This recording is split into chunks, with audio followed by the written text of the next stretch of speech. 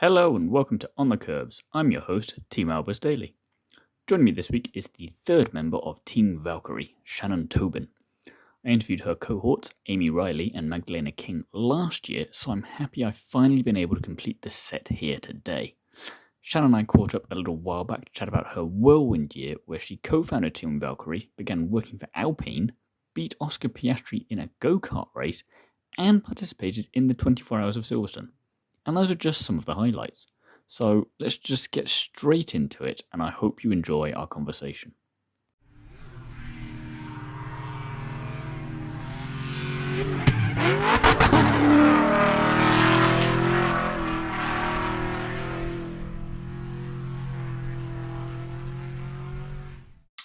Hi, Shannon. Thanks for being here today. First of all, how are you?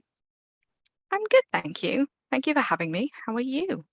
Well, it seemed well overdue that you should be on here, so I'm more than happy to have you here, and I'm very good, thank you.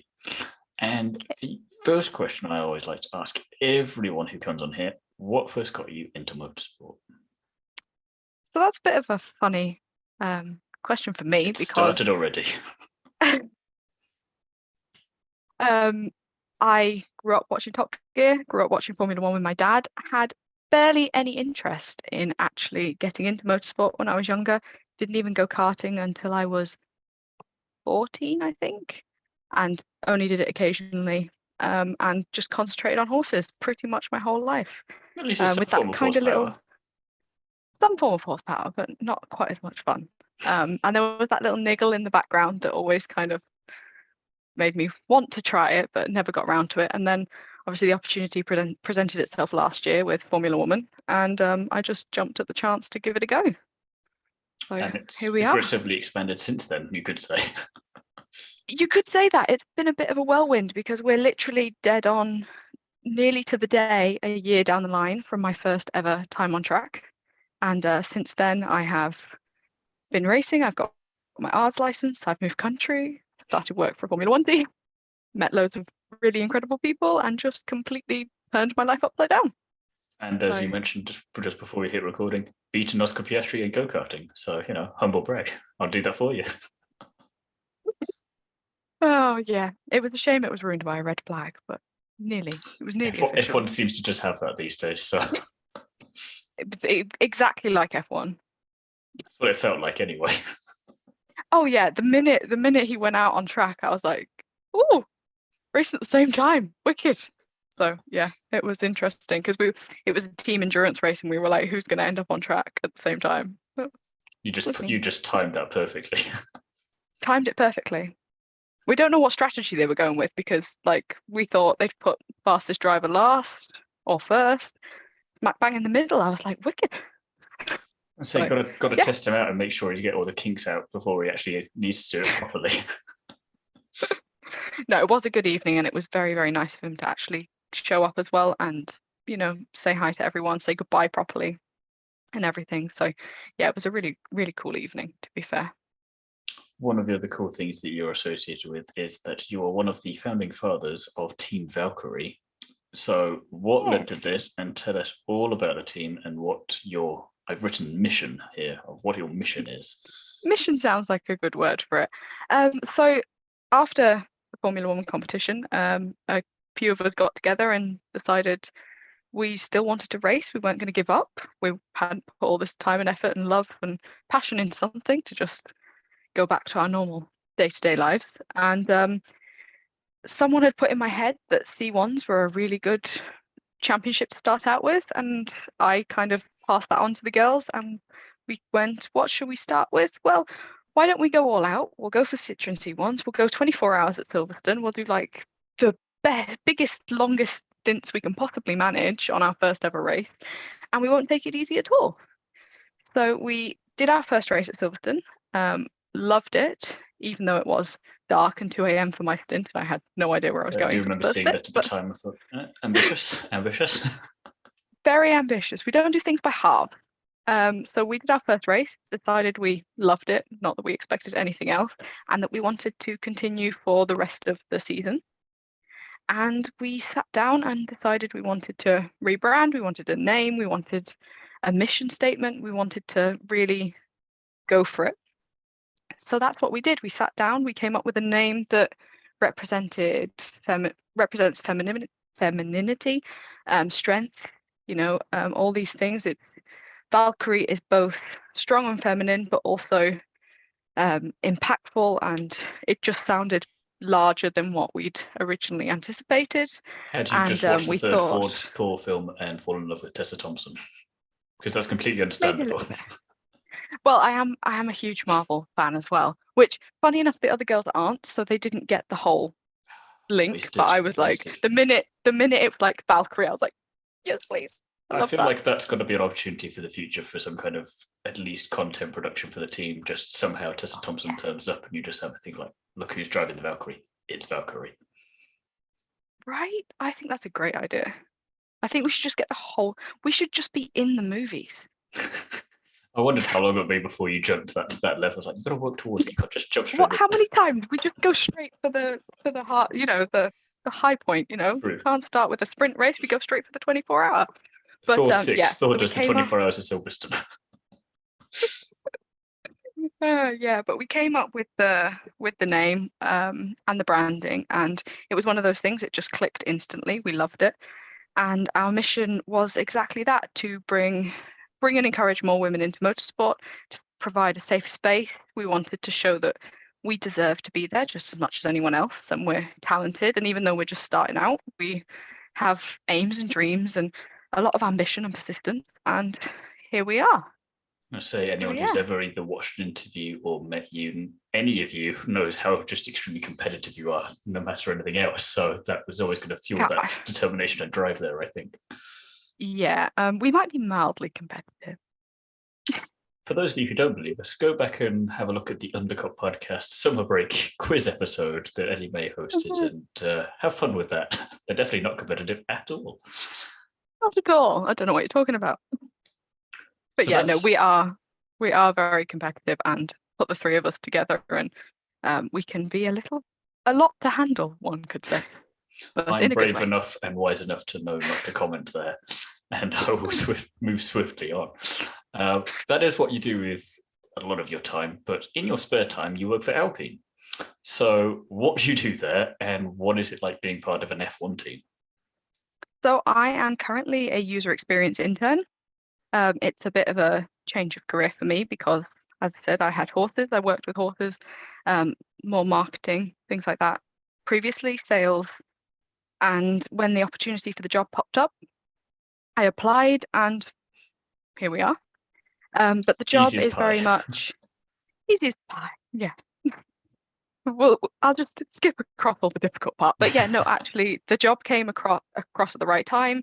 I was looking to move back over from Ireland and settle myself here to make sort of my motorsport journey as easy as possible, to be closer to the girls, the racetracks, everything. The job popped up and it just seemed meant to be. I applied, and yeah, here we are.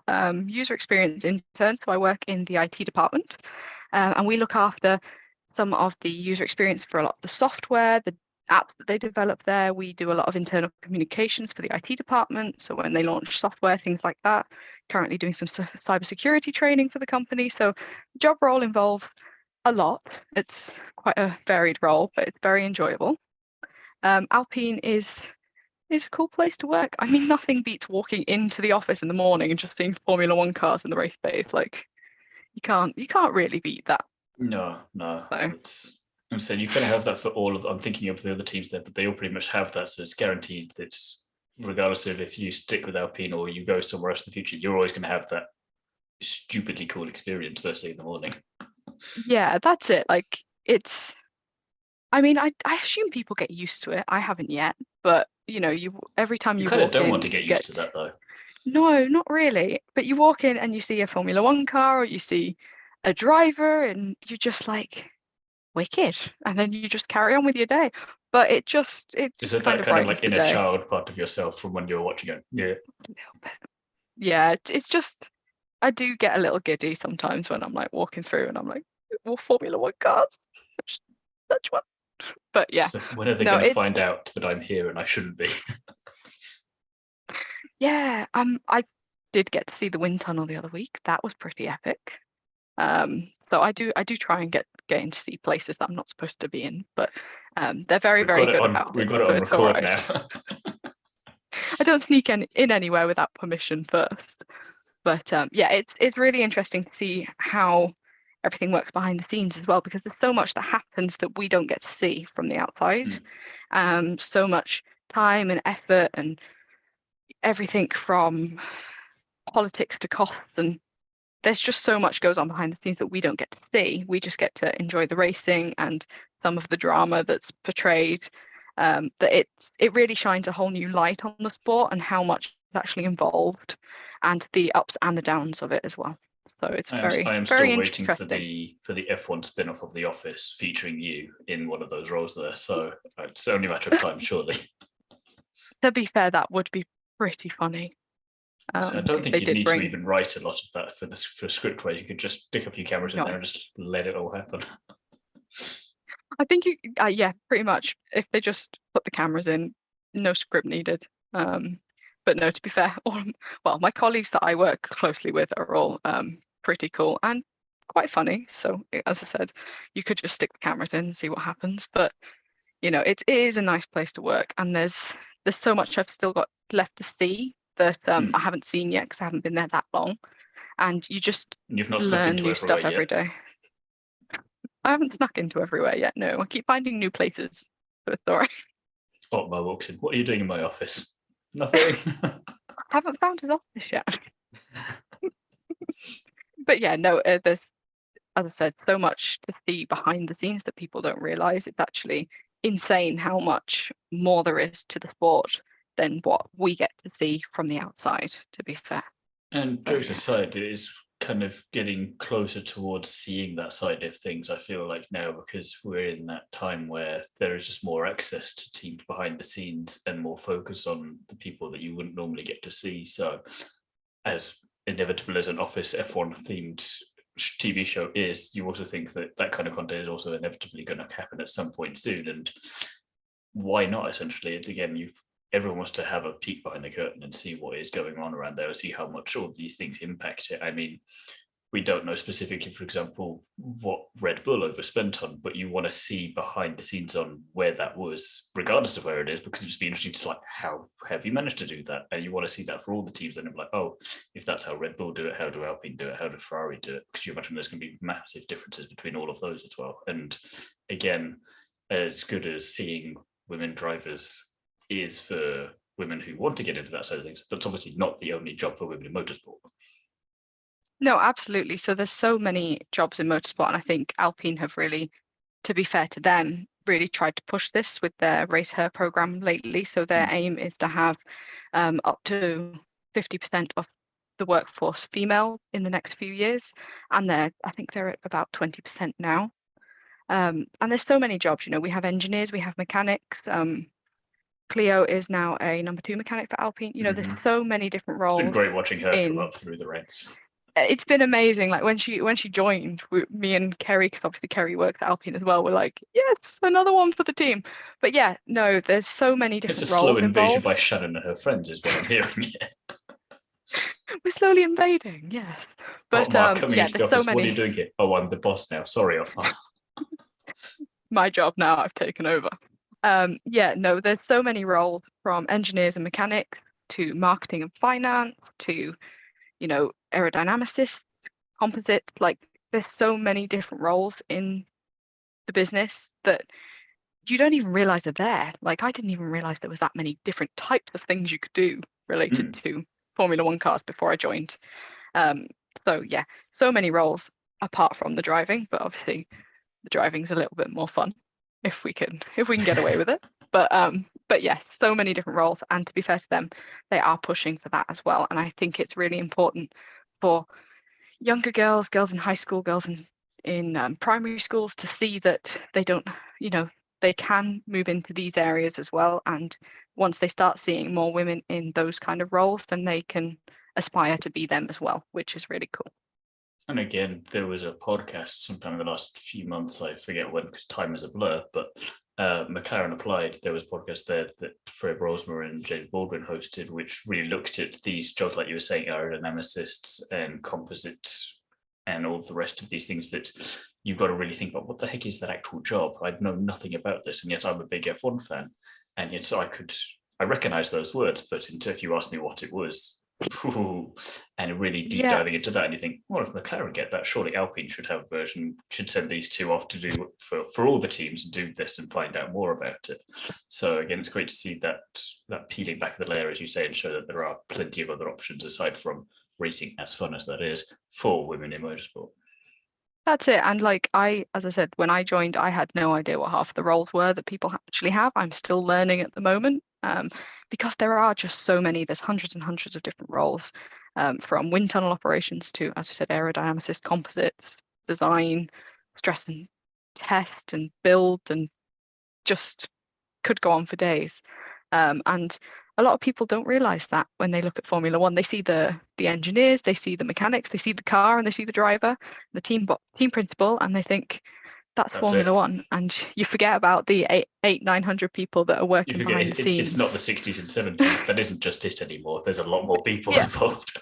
exactly. So it is really interesting, and I think it would be very interesting for everybody to learn a little bit more about that if they're ever allowed to see a bit more behind the scenes. But I think that's where, shows like Drive to Survive and some of the YouTube channels and social media now has really allowed people to see a little bit more. And I think that's engaged people a little bit more and actually made them more passionate about the sport as well, which I think is really cool. Definitely. And talking of things that could go on for days, this is a dangerous question here. What's been your favorite racing related memory so far? Oh, that is a This difficult could one. be one that you've done firsthand driving in the car. It could be one you've had during your time at Alpine. It could be one from just when you were growing up watching F1. I'm that mean. You're that mean. It's really hard to put one one little moment together, but It could be a big moment. I know, but just picking one. But I think, so far, I think probably the moment that stands out the most to me was finishing the race at Brands Hatch, because I went out to Silverstone. I did the 2 a.m. stint. It was dark, that we couldn't see anything, and I was in the car on my own. And I was just like, trying my best, but it's your first race, and you can't be expected to be perfect on your first time out. And I brought the You're car not Nick back. de Vries. I'm not Nick de Vries, so we have to work with what we got. I don't have all of the karting experience or anything else. So to me, I could count on one hand the amount of time I'd spent on amount of hours I'd spent on track before that point, like literally on one hand. So that was really cool because it was my first race. But finishing the race at Brands Hatch was the first time I felt like I went out. I raced. I had a few battles with someone, and I saw the checkered flag, and I brought the car home, and that was really emotional. And when I got out the car, everyone was there, Amy and Magdalena included. And for me, that's probably my best memory so far, because it was the first time that I felt like we are actually doing this and that I'm This is actually properly racing. happening. Because I there was a checkered flag. I did it. We finished a race, and obviously we were a bit unfortunate at Silverstone where we didn't get to finish the race as well. So it was our first race finish, and I was just, yeah, the emotions that came through then were just a Again, lot. it's one of those underrated, perhaps, motorsport moments on a journey where everyone's all like, oh, first podium or first points, first win. It's like, yeah, but first time you finish a race, especially if it's endurance Yeah, racing, that's never going to. I mean, you look at the ALMS season recently in Portimao, stuff 11 minutes towards the end of a 4 hour stint for the final race of the season, you've got people crashing out. Like, how crushing is that? And that's the top level. So, and how hard it is to that's get it. there in the And first place. So, if you can have like this, I don't know if you managed to, like, because I don't think it was live streamed at Brands Hatch, but there were some crashes. There were some nasty accidents. I mean, Paddock Hill. mhm. Um, I have a love-hate relationship with Paddock Hill. Always will have, I think. Great fun, but yeah, it's not the safest corner in the world. And I think, yeah, at the end of that race, just crossing the line, seeing the checkered flag, and bringing the car back to the garage and seeing everybody there, because everybody was there that weekend, it just really brought everything home that we've been trying to achieve for a while. And I'm sure my first podiums and things like that will obviously take over from that feeling at some stage, but It's good to As I get said, that I stepping stone and hadn't make sure and reaffirm that foundation that is exactly. there. I haven't raced anything before this year, like Horses. even karting, never done it. So to me, it's completely brand new. So I'm not going to go out and get a podium my first time around, but to go out and finish a race and feel like we achieved something, and then see the improvement when we got to Croft and through the 2 days at Croft was just brilliant. And finishing the race again at Croft, I started a race and finished one at Croft, which was another new experience. It's It's a just weird little aspect of stepping endurance stones. racing. Just because you finish race doesn't mean you started it, and vice versa. It's really hard for Exactly. people to No, get their I head around sometimes. started one and finished one, and it was a bit weird. But I like finishing them more than starting them, because there's just a little bit. It's a little bit more emotional when you see the checkered flag. And at Croft, I remember seeing the last lap sign, and it was just as exciting to see the last lap sign, because it's like one last lap. And yeah, Let's not it's screw this just now. yeah, don't screw it up now. There's one last lap. But yeah, that would probably be my highlight moment at the moment. Hopefully, I can pop it with some podiums. Maybe that top step at some stage, some champagne sprays. But we'll have to wait till next year to see that. I But do fully yeah, picture you living out that meme of the bloke on the third place of the podium celebrating like they've won the race and going absolutely nuts, and first oh things yeah, looking at you just like, the hell's wrong with you? absolutely. And look, if you're in a sport like this, there's highs and lows, and if you don't celebrate every good moment, then why are you doing it? Like, you have to enjoy it first and foremost. If you don't enjoy it, then what's the point? And I'm absolutely going to make the most of every single moment I can. So yeah, I'll be celebrating on the third step, the second, and the first, hopefully at some stage. Going off of that, is there a difference between performing well on track and performing well off track at your work with Alpine? And how would you describe that difference? I think there's obviously a difference in what you're doing at the time. So obviously in the car, you're really highly focused, got a lot of adrenaline. You've got a bit extra to back you up in what is a short period of time, even though it's endurance racing. And you can go out and do your best for an hour, 2 hours, 3 hours, and then come back and crash if you want to. But when it comes to work, Yourself as in the bed, you mean, not the car. yes, absolutely. We don't crash cars. But you literally, like, a race weekend to me is the whole weekend is I'm up here the whole weekend. I'm excited. There's adrenaline. Like, I don't know if you've seen any of the videos of us before we're getting in the car. We're having a little dance in the garage. Like, we can't So sit still. Amy is the most particular one that seems to be posted most out there. Yeah, I may have had control of the Instagram stories that day. But yeah, we're up here for the better part of a weekend with the excitement and the adrenaline. And obviously, it's still such a novelty to us. And I hope that never goes away. But when the weekend's over and you're driving home, like I was from Croft, and it's a 3-hour drive, and you're just like, oh, race over. You get home and you literally just go to bed. And it's just like the whole weekend feels a bit like a fever dream. With work, you're You just wake up Monday morning, go past an continuously F1 car, like, wait a minute, which am I dreaming now? What's the dream? I don't know anymore. What's up? What's down? exactly like it's really odd because obviously, as I said, the novelty hasn't worn off from that either yet, and I hope it doesn't. But yeah, I wake up every morning like any other person. I get ready for work. I get in my car. I drive to work. I walk in to what is an office. It is just an office. I get to walk through the race bays on the way and go, oh, Formula One car. So, and with work, it's similar to racing. It's about pushing yourself. Obviously, you don't quite have the high and the adrenaline all the time, but you're always trying to be better. You're always trying to perfect stuff, learn more, try your hardest, and just keep improving. And I've noticed that a lot in the last few weeks with presentations and things like that. Something I haven't done an awful lot of, where I've been practicing them, doing them multiple times a day, to the point where I'm now enjoying the presenting, although I am losing my voice. And actually, I can see the little Presenting or improvements. Stockholm syndrome with that particular presentation? It could be Stockholm syndrome with that particular presentation.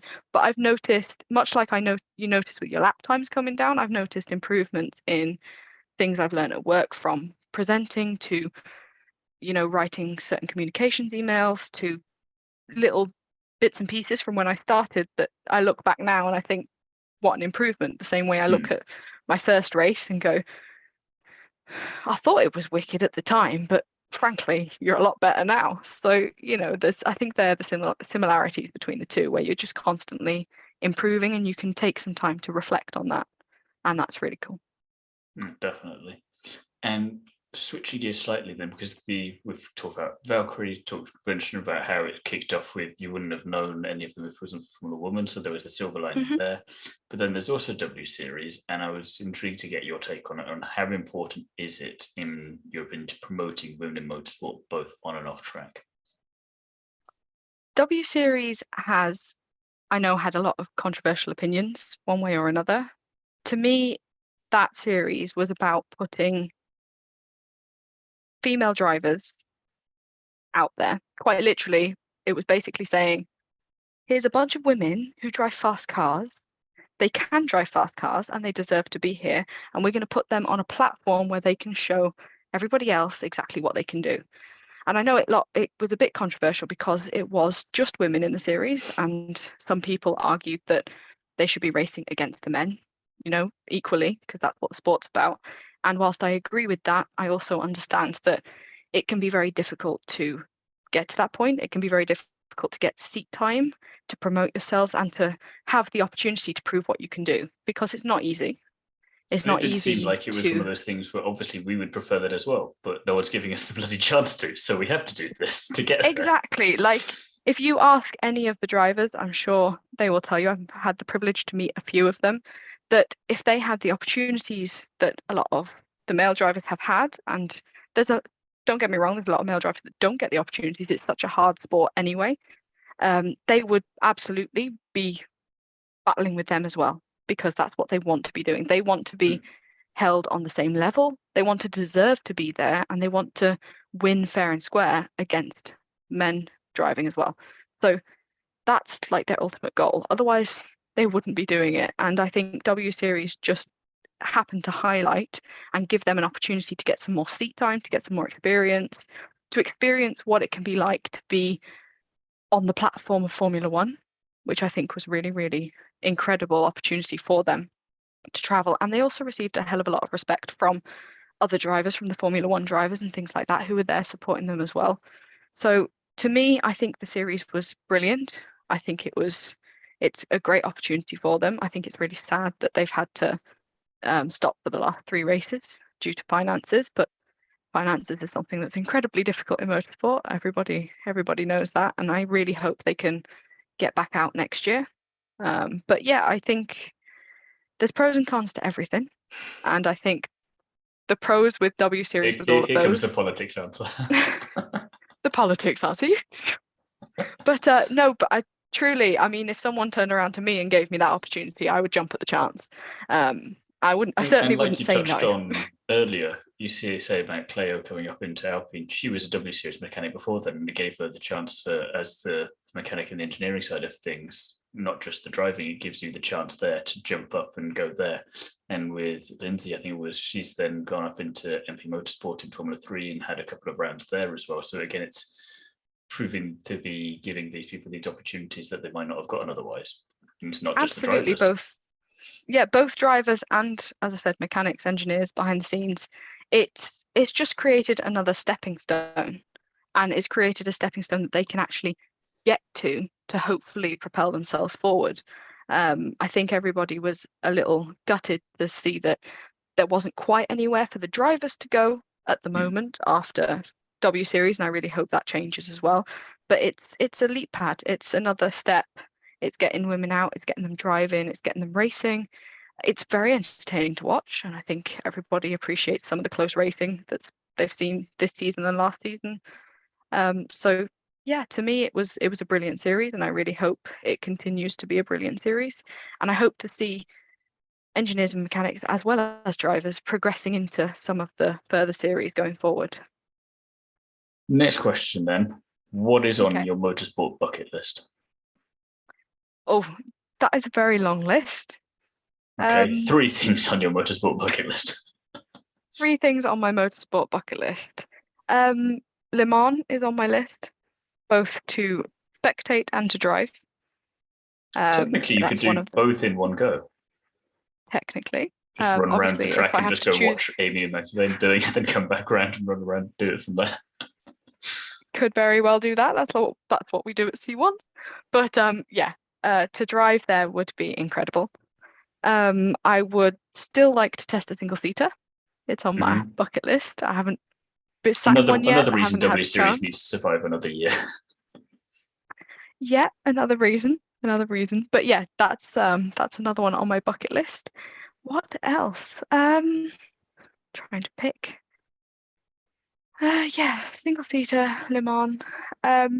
Is it you've beaten Kind of. Piastri now? You want to beat Alonso? I'll just Want to go do that through and before beat he a leaves? lot of them. Be fine. And funny enough, actually, to step away from circuit racing, I would really like to take my rally license. So You would be dangerous yeah, in a rally car. I can sense it already. I felt my dad used to co-drive when he was younger, and I'm pretty sure he just kept me out of motorsport on purpose. But it's No something that comment. I've always liked. I fell in love with ice driving when I had the opportunity to do it earlier this year because that was a bucket list moment, and I was like, definitely going to give this a go.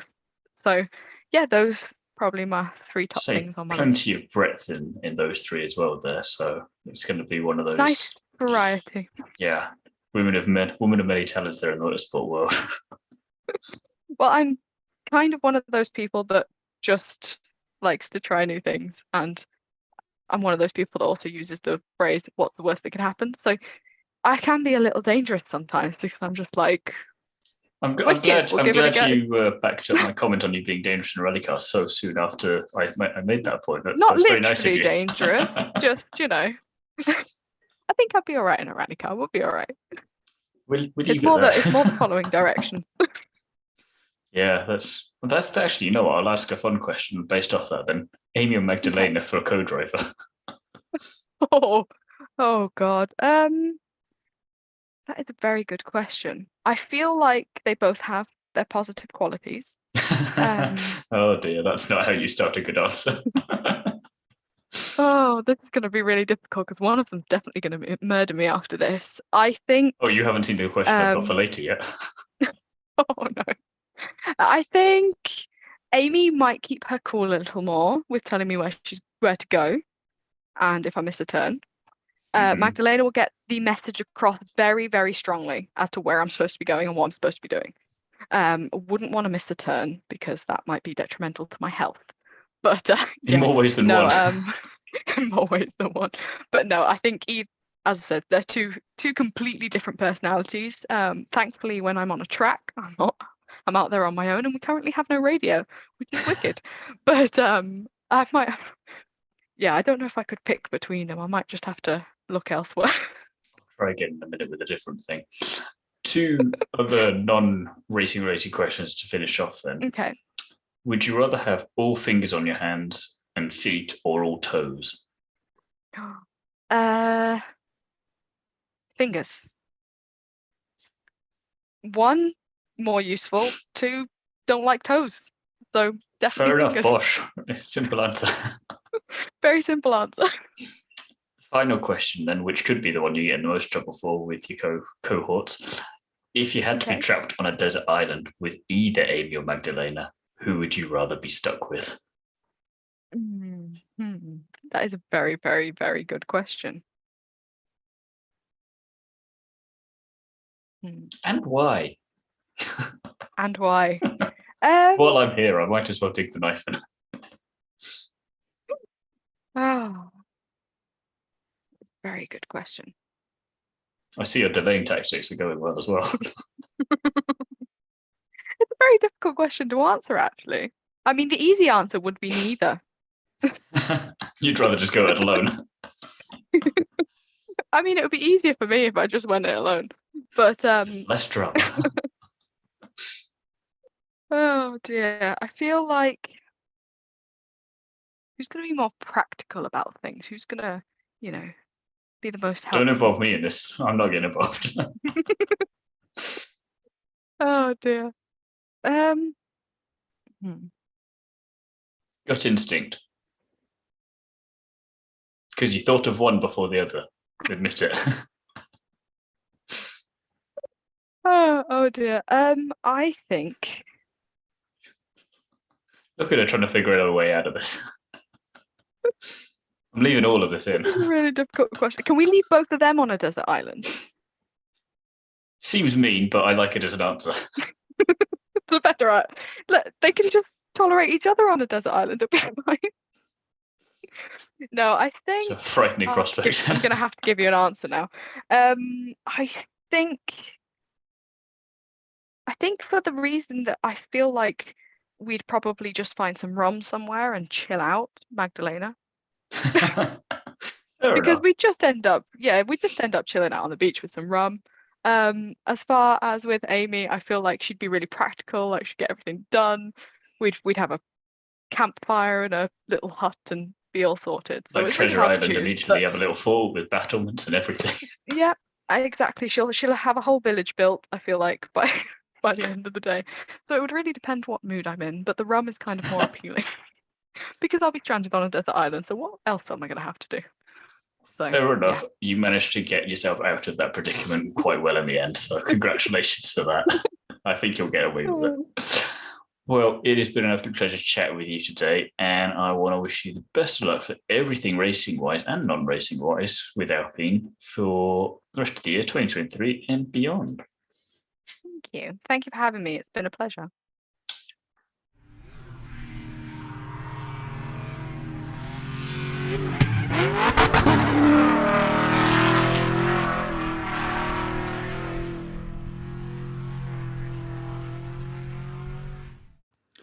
Thanks again to Shannon for coming onto the Kerbs with me, and I want to wish her the best of luck for 2023 and beyond. Join me again soon when I'll be chatting to another famous face from the world of motorsport. And in the meantime, don't forget to like, comment, and subscribe, and check out the other interviews on the On the Kerbs YouTube channel.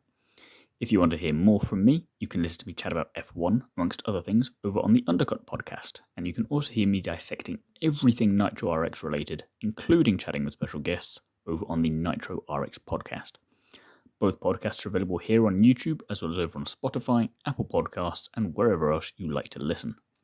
You can also follow me over on Instagram at t.albers.daily.onthekerbs and read my various motorsport articles over on Is It Fast, Paddock Passion, and Paddock Sorority. Thank you for listening, and I'll see you again next week for the next episode.